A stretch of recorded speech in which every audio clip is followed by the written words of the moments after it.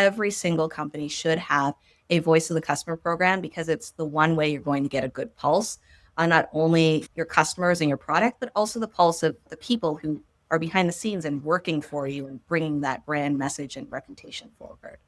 Where many companies tend to fail around voice of the customer, the time is spent purely on looking at what the numbers are. And because of the sheer amount of data that is there, they might only either meet or report on the voice of the customer data or those inputs really like annually or semi-annually or perhaps even quarterly, which in my mind is not often enough because ultimately you have interactions with the customer all throughout every month, all years of within the business.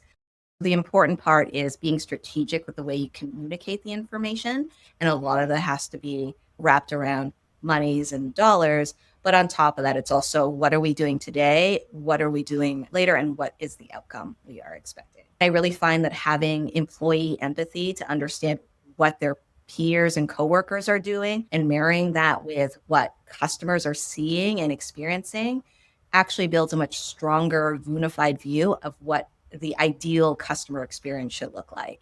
And having that empathy, building it once you get that level of understanding, once you invite users into your home, you're going to have a much better conversation and you're going to actually be able to impact some change because you have that shared understanding.